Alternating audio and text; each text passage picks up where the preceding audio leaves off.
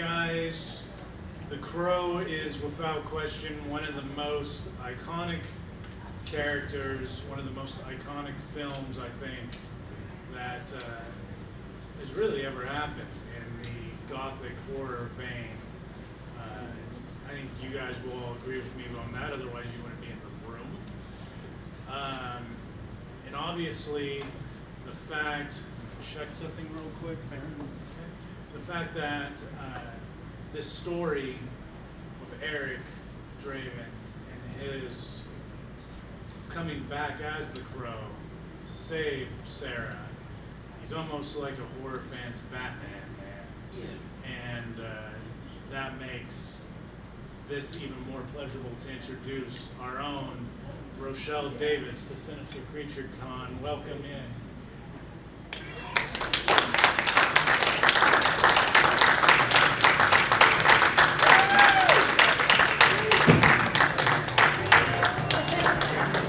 That's all that dancing you're in.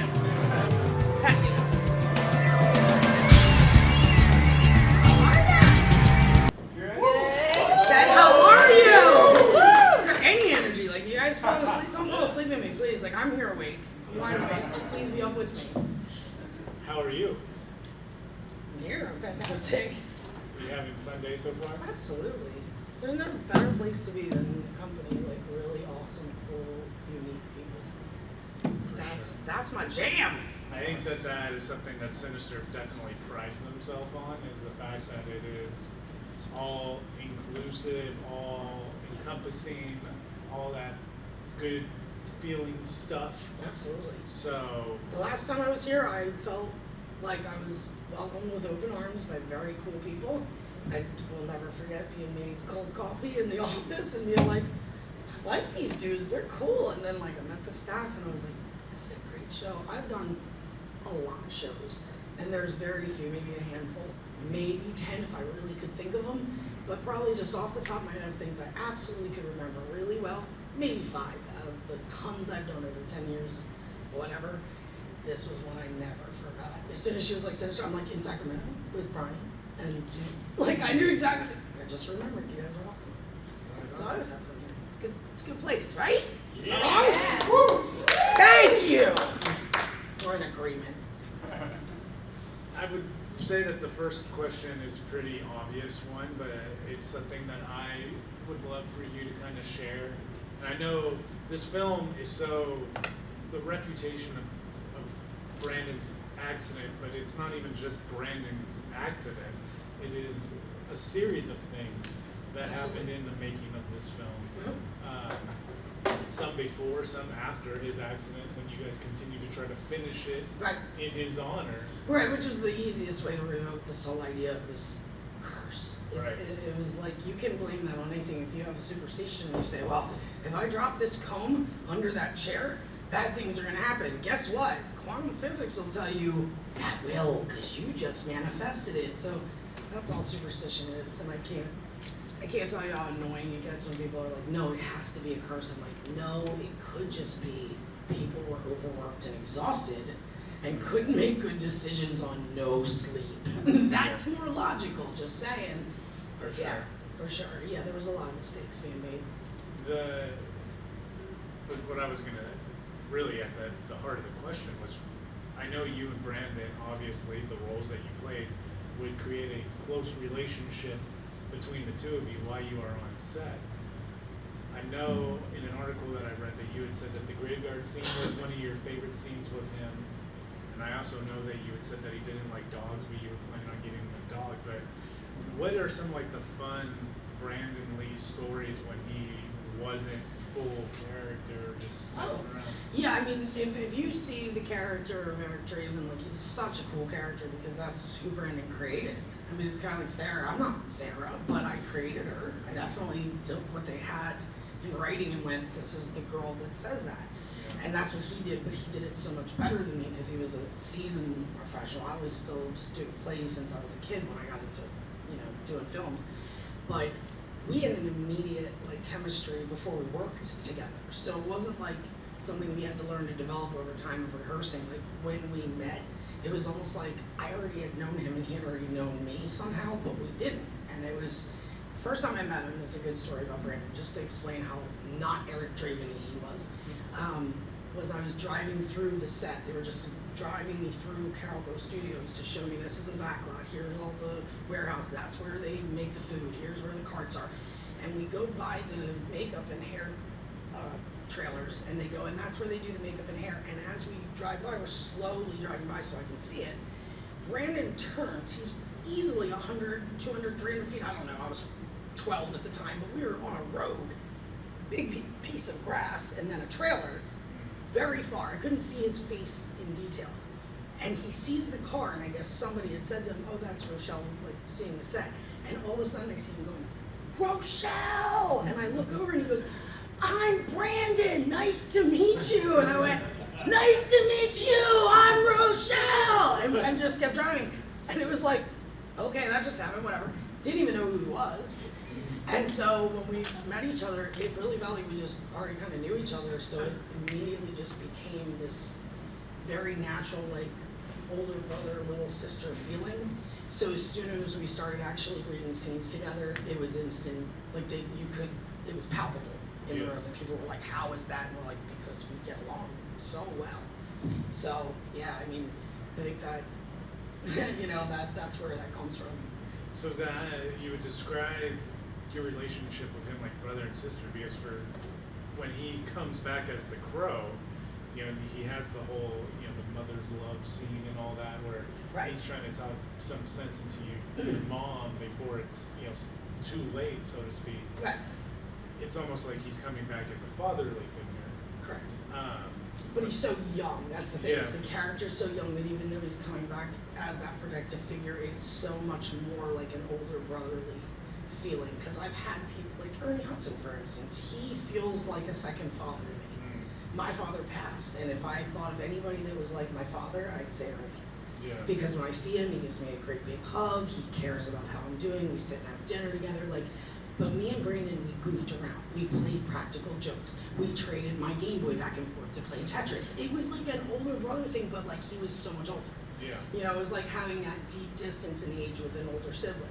And no, we were not like sister and brother in that real way, but I'm saying in a relationship that you could mimic, that's how close we got in that 3 months. Was almost like we could have been related. We just acted as if we were, palling around like siblings. Right. Yeah. But he did take a very protective role. He even said that to me, like, I really feel like I want to be a parent, and you teach me things that I need to understand about how it works with kids. They're not like out of it. They know what's going on. Right. So that was cool. The graveyard scene that you said was your favorite is such an iconic scene. Like from set design to performance. And the set design is very like Burton Batman of that whole film. Yeah, we were filming in North Carolina, so if it wasn't raining like it wasn't in that scene, the air was cold, it was crisp. So that feeling that you got of almost that cold feeling of that, but like the warmness between us was literally there. We were sitting in the cold, and we rehearsed that scene for about an hour or two prior. Like they didn't even ask the stand-ins to come in, because usually they put the stand-ins in, they fix all the lighting, and then we come in and we rehearse. Well, me and Brandon decided ahead of time, like it was a big scene, so we're not just going to rehearse for a couple minutes and shoot. Regardless of how many times you film it, it's still, we need to feel like we got it down. So we sat there for like easily 2 hours. He smoked an entire bag of cigarettes. He had a little pile next to him of just all his little Camel lights put out, because he knew he couldn't stay on set. He had to collect them and throw them out and get them off the scene. But he would sit there and smoke them and then put them in that little pile, and we'd go through every motion, like how his hand would reach out, how I'd lean in, how he'd get up on his knee. Like we just played it all out. And by the time we did that rehearsal, we both like looked at each other and were like, we're gonna nail this. Like we were like, yeah, we got, and it was so, like I said, very palpable feelings would come between, those good chemistry moments between actors. So like when he and I did that scene, we knew each other at that point well. It was more towards the ending of filming than the beginning. And we had rehearsed it so well that you could feel that energy. And so when I left, every time I walked off the scene, I was actually crying because of the feeling I got from doing the scene with him, and then I'd have to be like, and like calm down, and they'd redo my makeup a little because it was like dark under the eye, and then go back to the scene. So yeah, it was the most memorable scene to me, and I think it really stuck out to be. I mean, am I wrong? Is that not the Brandon and Sarah scene that hits everybody? Is that moment in the, you know, the whole thing is the one in the loft was him. And I think even though it's not meant to be seen that it's not him, people could literally feel it through the screen that wasn't that moment. The graveyard scene was. So.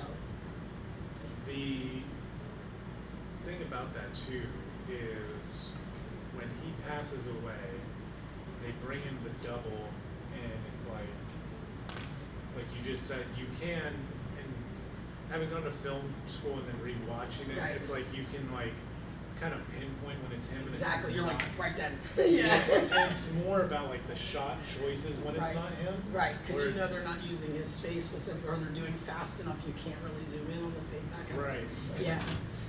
So with you guys, after that fact, the decision to continue to finish this thing, was that a like collective?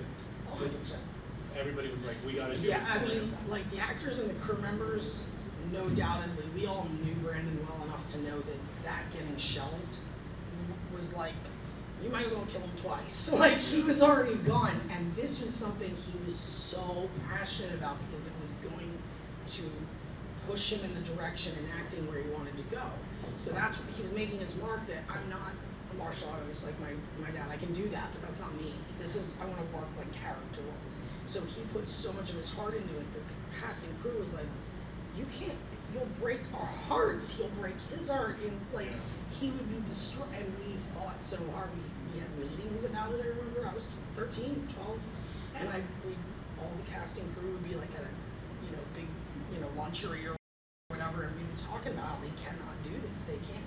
And then I guess somehow up the chain of command, they spoke about it and thought, okay, well, we can shelf it, or like we can try to do some honor. And I guess with the lawsuit, I'm sure too, they felt a little pressure to make something from it, and they decided to continue, which meant a lot got rewritten, but it worked. In the end, it worked, and I think Brandon, even if he had seen it after he passed, would still be proud of the work that we put out.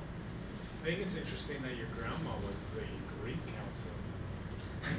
Like that. My whole family has issues with being involved too much. My grandmother's a psychologist, my mother's a nurse. So like my mom was always like around the medic, like, do you need? I'm like, you're not working the set, stop it. And my grandmother like lent her services, I think, at that point, and they just took her up on it because she had 30 years experience. So they were like, yeah. But yeah, I mean, it's weird that I don't want to put any shade on my grandmother because I love her, but it's weird that she was the grief counselor, but I didn't get grief counseling. Ever from any of my family or at all after the film, unless I did it myself. So I find it interesting because they always want to be involved in things, but it's not necessarily for my benefit. Interesting. But I love her. Like I say, she has good intentions. I don't think she purposely went out to not give me grief track. I think she just had a one-track mind of, I can help here. Yeah. And I didn't. I got lost in that. Well, you had mentioned, talking about you, that you started in theater. 2 years old, I started doing plays. And so what was it that made you transition to film? Was it just like a progressive transition? To me, it wasn't a transition. No? Acting's acting to me. Like, there's definitely a difference between the two. Yeah. But to me, I was, all the work that I did I did anything involving, like we had a church thing at one point, I was a religious, my family was, that I did plays there, schools, always in drama. I went to camp a few years, drama. I mean, I went down to Miami for about 10 years on and off, and every time I went there to school, I was literally in the School of the Arts. Miami was the School of the Arts. Every school had full stage, a full ballet studio, a full recording room, you could learn anything you wanted. So I took everything that was creative my entire life. So by the time I was 12, even though it seemed weird, I felt like I'd been preparing for 10 years to get a job, and I was like, what else do I do with this except work? And they're like, you shouldn't work, you're 12. And I'm like, yeah, but where else am I going to go with this? Like, I'm just going to keep doing play after have to play, like, I want to make money. And to me, it wasn't any different except that your rehearsing is before, and then you're just repeating what you do in rehearsal before you do a play. So it's just backwards, essentially, you know? I started drama first, second grade, and so when you say it's definitely different, it's always the appeal of performing in front of people was always something that I loved. Right. And so the film, when you make your first film, it's the crew and your actors, your cast or whatever, and there's no instant gratification other than like, oh man, that was a great take. Was that how long did it take to kind of like get used to not having, I guess, the live like audience? The instant clapping and Right, such. right. See, that's something I spoke to somebody at my table today about, is like, I never wanted to be an actress because of the fame that would come with it, or the clapping. I like the attention for sure. Yeah. But my main goal was to like be true to my creativeness and let that come through however it did. If it made people feel uncomfortable, it did. If it made them feel happy, that's fine. Like, they had to take their take from it, but I had to give what I gave. And so, yeah, I don't know. It was just, for me, that stuff always just came natural. Like you said, how you just loved to do it, you just started doing it. It was like not a question for me. My dad said the minute I started talking, I was in full sentences and putting on plays.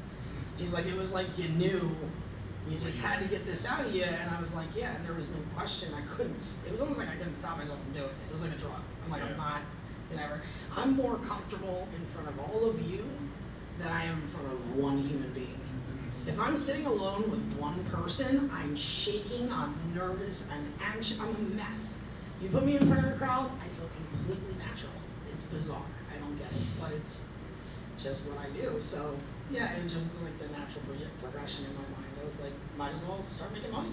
I know a lot of theater people that would agree with that statement though. Yeah. Like, it's addicting, right? Yeah, and you could be awkward and like really an introverted person, Absolutely. but the second that you step on the stage, it becomes something else, and it feels so.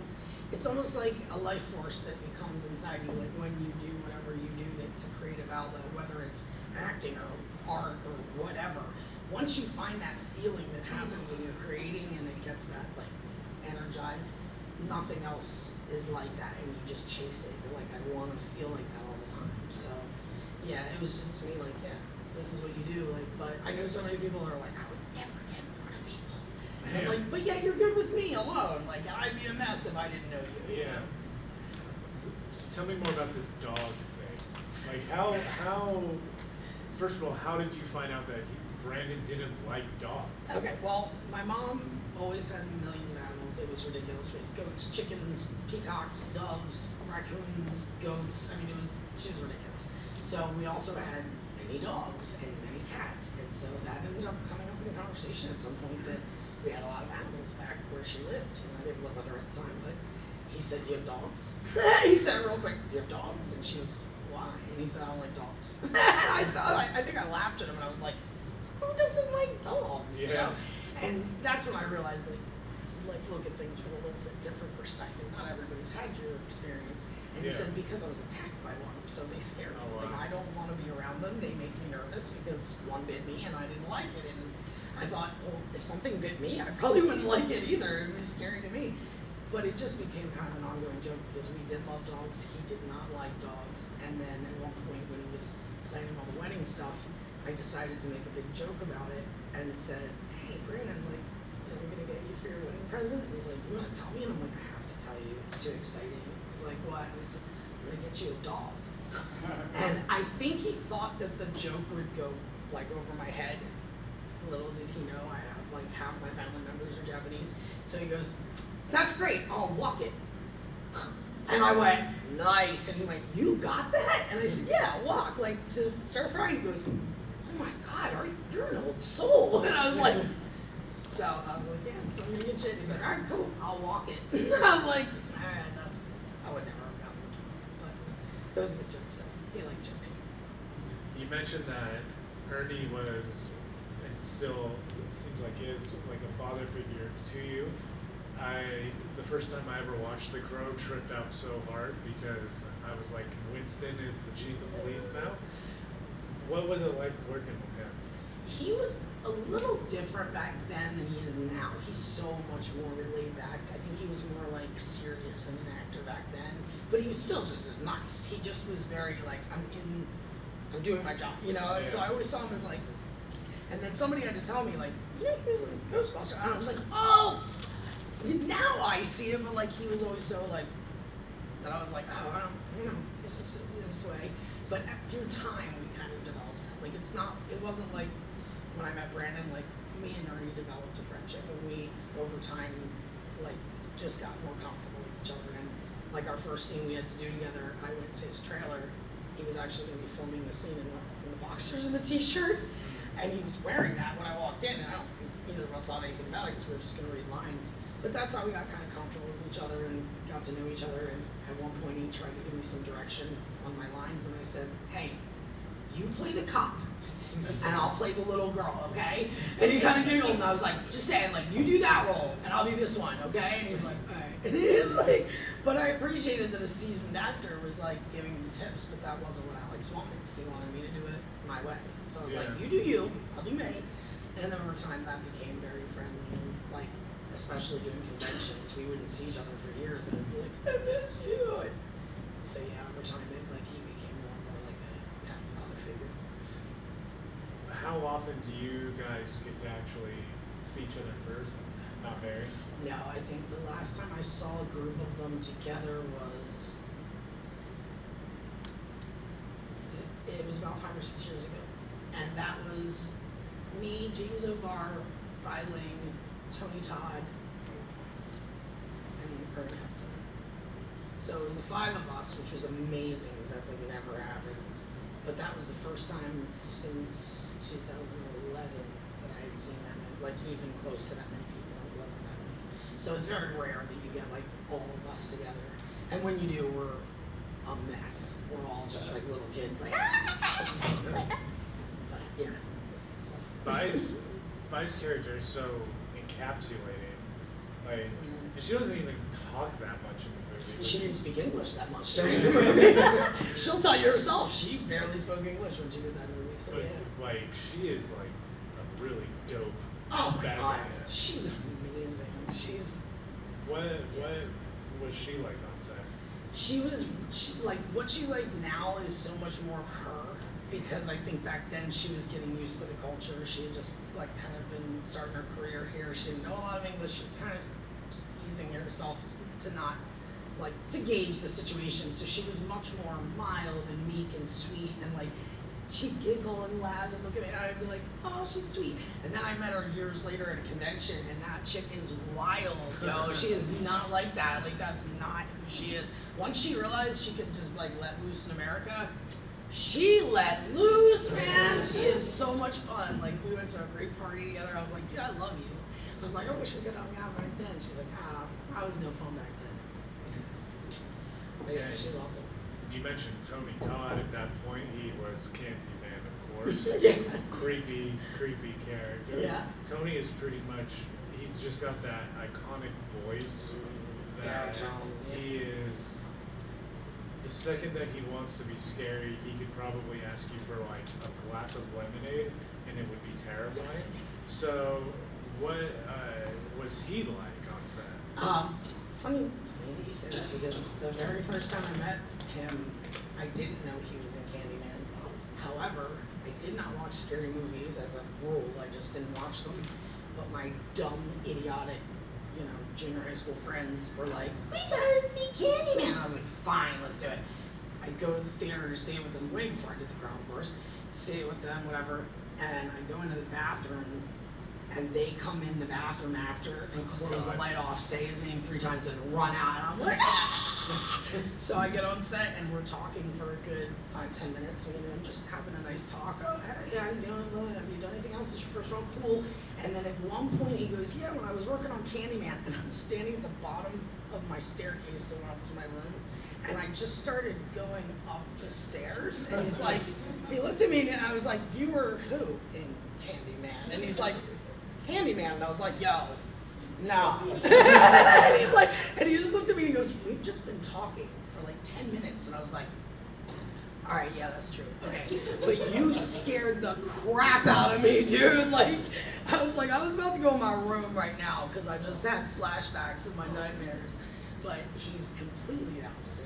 Like, I always call him my gentle giant when I see him. I'm like, come here, my gentle giant, because he just has these big long arms and he squeezes me and he's just lovable and sweet and I just adore him.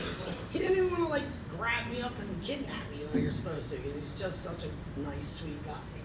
But he has the look and the tone to be super scary if you want him to be, you know? It's awesome. Before we open up to Q&A, I wanted to ask you about, because I know you do quite a bit of like activism work, and I just wanted to hear you talk about that because you're doing a lot of really cool stuff. I'm trying. I mean, I feel like nothing can consume me. Like I can't be consumed by my career or, you know, my son or, you know, friends, anything. Anything you do too much is just it's overwhelming and consuming, and you have to find a balance for things. So that's what I try to do. Like I never am not active in something that I'm doing, whether it's posting, reading about things, learning about things, talking to people about getting involved, doing my part actually physically, whatever. But that's always a piece because I try to keep that balance. Everything has a place in my life. But that's something I've always been really passionate about since I was a child. My mom was an activist. She taught me about women's rights when I was 4 years old. And I remember wearing the little pin with the, the wire hanger on it, with the X across it, and having to ask her, what does that mean? And she explained it, and I was like, oh my gosh. And it just, as I grew up, I learned more and more about what I cared about. I found out there were people in my life I loved a lot. My father, for one, was just completely, he just hated people for no reason, essentially. I mean, you think of any kind of group that you can alienate, and he hated them for that reason alone. It was just ridiculous. And it got to the point where my activism in myself became, if I'm going to be an activist, if I'm going to do the things I believe in, it has to reflect in my world too. And my son, his father's from Guatemala. He didn't speak English when I met him. He got his green card once we got married. Like, he worked his way into becoming a citizen. So to me, it's disrespectful for my father to treat my son in a way that he would treat people, different color, and he did. He would call him slang names. He would call his father slang names. And I realized, like, if I was really going to be that activist, I couldn't just avoid it with my dad. Yeah. I had to be that person in my own life. It's like that quote, be the change you want to see in the world. I had to be the change I wanted, or it's not going to reflect. So I remember just finally saying to my father, I will not put up with this. If you speak to him that way, I will hang up on you. I will not see you if you're going to, you either got to change the way you deal with us, or we will not have contact with you. And his way of reacting was to cut me off completely. Oh, wow. And less than a year later, he dropped dead. Wow. Without any notice, he just heart snapped. And people say, well, do you regret it? Absolutely not. Absolutely not. I love my son more than anything in this world, and I spent 18 years making him the man he is.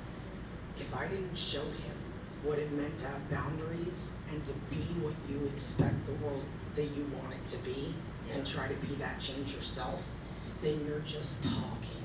You're just saying stuff that means nothing. So I was like, you cannot allow that in your life. I don't care if they're blood. I don't care if they were friends. Never.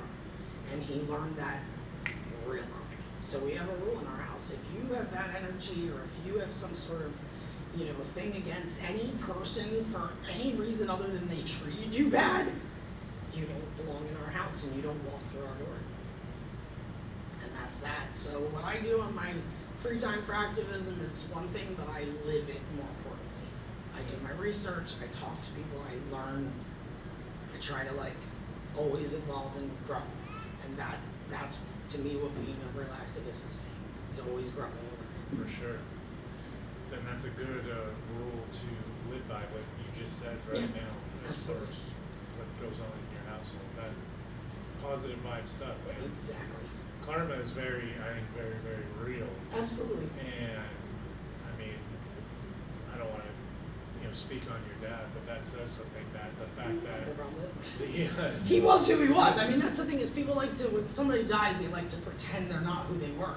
My dad was who he was. The fact that he died doesn't mean anything except that he died. Every human being on the planet is going to die. But if you were abusive and mean and hateful to people that you were supposed to love unconditionally, that's pretty shitty. I don't care what else, you know what I mean? So that's just what he was. And the fact that he died didn't change that he was a jerk, you know what I mean? So I agree, like, people should not be that way, you know? For sure. Does anybody have a question for Rochelle? Otherwise, I'll keep gathering. I kind of do. Yeah, sure. I knew you did. I saw you looking. It was like, I remember 3 scenes in a movie that, you were part of it, and it felt like you were very pivotal in like developing the movie and pushing the movie forward. One was when Eric saved you, and then there was a reveal when he said like it can't rain all the time, and then you realize Start like, looking over where is he? And then there was that hot dog scene where I think you're eating a hot dog. Right? I wasn't though. I was a vegetarian. Oh. They pushed the hot dog backwards. All I did was bun, I swear. It was like you help, it was help push it. It was like, you figure out this mystery and everything sort. And the third one was Anna Thompson when Eric had kind of pushed the place out of her arm. Right, and she gets up like clear headed the next day. You read this, and then she was burning everything, and then she just gave up. And then like Sinister. Yeah, I said over easy, Mom. Yeah. Wasn't it Spreadwood or over easy? I remember that. Yeah, it was over easy. And then the weird thing is that is how I eat my eggs. They didn't ask me. It was just my line. But I was like, I actually do like mine. Can I eat these? No. Okay, cool. I remember these 3 scenes that I was wondering, like, what was your favorite scene? Like in the movie, like in the entire movie, whether I was in it or not, or with me. Regardless. Okay, cool. Because I hate when people ask me. I'm like, I don't care as much about my scenes. There's 2 scenes that I kind of go back and forth on which one I love more. I think the one I love the most is the Gideon pawn shop scene, because some of the stuff he says, I laugh so hard. I still to this day just can't. I'm like tearing at my eyes laughing because when he's like, when he just does stuff like, Warmer, don't you know this game? And like people miss these little tiny things he says throughout him running around screaming.